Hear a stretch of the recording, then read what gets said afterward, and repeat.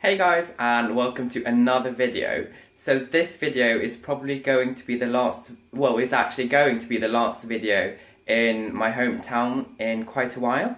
So I realised that the video I mentioned in the previous one, that I wanted to just have a little talk about things I've eaten this Christmas that I normally don't eat. And to be able to do that, I actually have to do it now, because obviously I don't have it in my own home. So it's the day I am actually going back to London, and I'm leaving in just about an hour or so. So I'm just gonna whack this video together, and by the time you watch this, it's going to be Monday. So it's 2 days since I've then come back to London. But let's start with butter.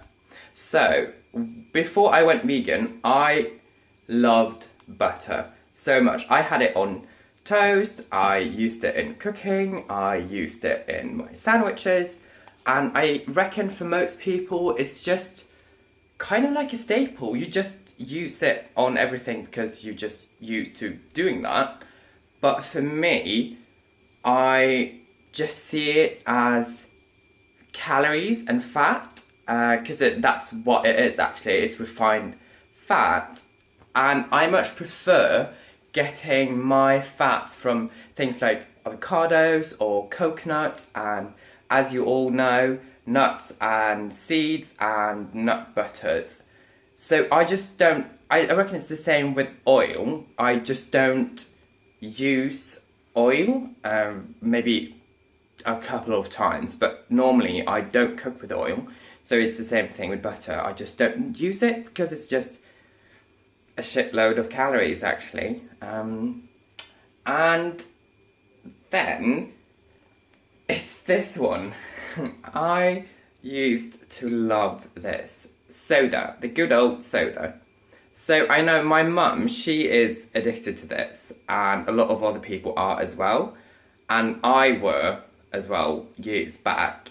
And I had soda this Christmas, and to be honest, I can't remember the last time I actually had soda.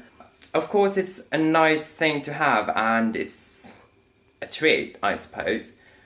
And I had it on Christmas Eve, and I had it a couple of times, like in the evenings this Christmas as well. And it makes me really bloated because of, well, the bubbles, and it's just pure sugar, so my blood sugar goes all over the place, which is why I don't really like it. And especially if you have it, well, me, if I have it in the evening and I then go to bed, and when I wake up, I feel almost hungover actually. I feel hungover and I am really dehydrated.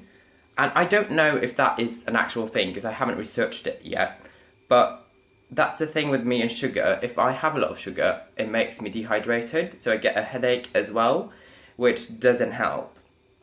So that's why I don't have soda, because that, the same as butter, but I reckon it's even worse. It's just empty calories. You don't get any nutrients from soda at all.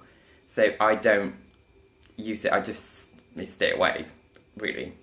And the last thing, which is probably the most surprising thing, obviously I've had more things, but I reckon these are the top 3 ones that I normally don't have, and that I actually wanted to talk a bit about and say why I don't have them. So it's bread. Good old bread. I don't have bread. The reason why, it's not because it's not good for you or it's unhealthy. Of course it depends on the bread itself, but I just don't, I don't feel satiated when I eat bread. So if I make bread for a meal, let's say I have bread for lunch, like a sandwich, I would eat probably 8 sandwiches because it just doesn't fill me up, which then again means I am eating a lot of calories. And of course, calories is not the biggest issue in the world, but it's expensive as well. If I buy bread and have that as a meal or through the week, I would have to buy bread every second day because I finish a bread in one day. if I eat a lot. Well, I do eat a lot. So I just don't have it because it makes me eat a lot more, makes me gain weight, it's expensive, and then you also have a spread on top. And because I love nut butters, that is probably something I would go for, which then is high in calories as well. And if you go for something like a chocolate spread or let's say jam, store-bought jam, it's filled with sugar as well. So I kind of see it as layering on things that you really don't need. Unless it's best for you if you make the bread yourself and you make your own jam, but not everyone has that amount of time, and I get that. Me, for instance. I spend a lot of time in the kitchen, but I don't make my own bread. But, yeah, no, I don't. But this is going to be like my snack for when I travel now, because as I said, I'm kind of about to just head out the door. And I'll be back in London around midnight, so I won't be able to eat anything because everything will be closed. And when I get home, I don't have any food except for,